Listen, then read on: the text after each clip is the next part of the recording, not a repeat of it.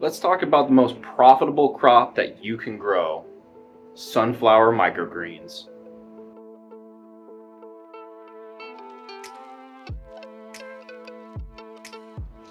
Not only are sunflower microgreens one of the most profitable crops that you can grow, they're also a complete protein.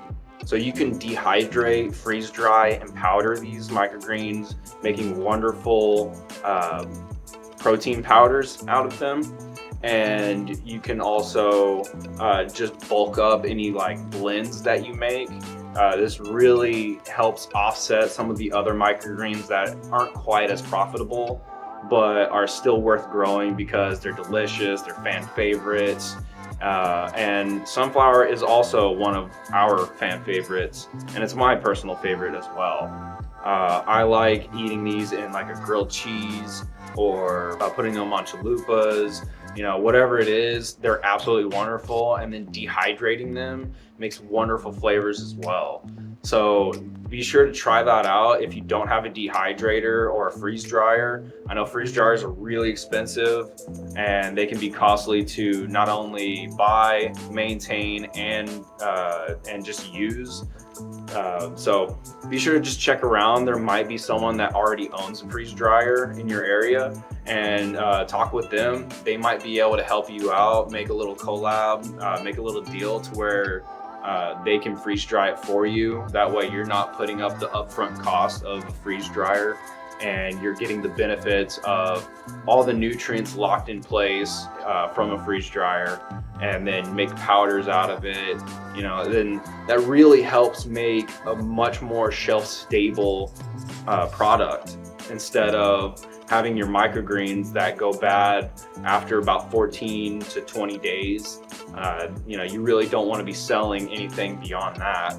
So having a more shelf stable product is very vital to growing microgreens full time, and it really helps out with the loss of any crops or product. So check out sunflower microgreens. And one thing is, I've tried getting some from certain distributors that I won't name, but they didn't always pan out so well.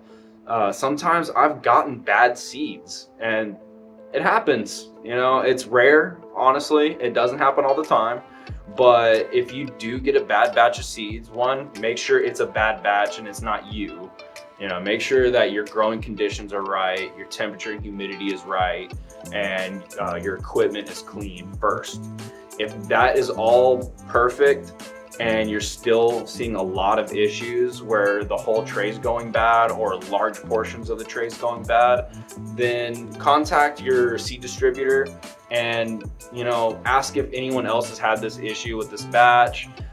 Usually if you let them know your growing conditions and say that the only new X factor is this new batch of seeds and they're just not working well, typically they'll refund you or send you a new batch. Conversely, I've switched over from one distributor to another, and the new one is Johnny Select Seeds. I don't get all my seeds from them. They are a little bit pricier, but trust me when I say they're absolutely worth it. They are a wonderful company that I have no sponsorship from, but they have a employee-owned company, which is awesome. And they also just take care of their seeds. They really show pride in their work whenever you purchase from them. And I have seen zero issues. Actually, no, I have had one time where I had some issues, and it was some bad seeds that I got, but they didn't ask any questions. I told them, hey, I think I got some bad seeds, instantly sent over a new batch. So go check them out, Johnny Select Seeds. They are an absolutely wonderful company that I've had the pleasure of working with. And yeah, there's no other better company to work with for sunflower seeds. Another thing is knowing the difference between root hairs and mold. You got to know what the difference is, because if you're just starting out and you see root hairs and you're like, oh no, it's mold, you got to make sure that it's not, because these root hairs are pretty prominent. They come out a lot. When you have something like these, those are just root hairs. Make sure you know the difference between root hairs and mold. And if you're not sure, get 3% peroxide and spray it. If it bubbles up, it's mold. If it starts to fizz and bubble, you need to remove that from the tray. Even spraying it with 3% peroxide, it's not going to completely get rid of it. It'll tamp it down. It'll eat away a lot of it, but it's still going to be there. So spray it, identify the mold, and remove it from the tray. That way you know it's gone. Planting sunflower is simple. Be sure to soak the seeds for around 12 hours. Fill your tray with soil and compact it down evenly. Lightly water your tray so the soil is not disturbed when you add the seeds. Carefully add the sunflower seeds onto the tray and spread them out evenly. Next, water your trays in and stack them with 12 to 15 pounds of weights for the next 4 days.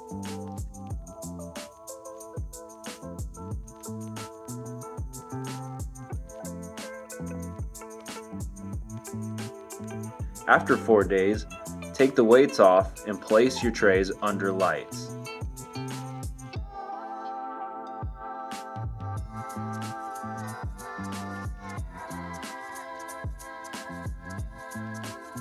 Be sure to water each tray every day for the next 4 days, and your sunflower will be ready to harvest. Let's break down the cost of growing sunflower microgreens. At the moment, I'm buying 25-pound bags of sunflower seeds for $176. This breaks down to about $2.48 per tray.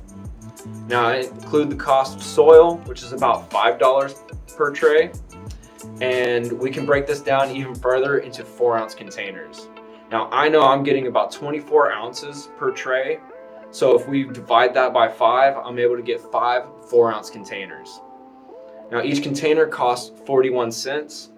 And dividing the soil and the seed, the soil only costs $1, and the seeds only cost about 50 cents per container.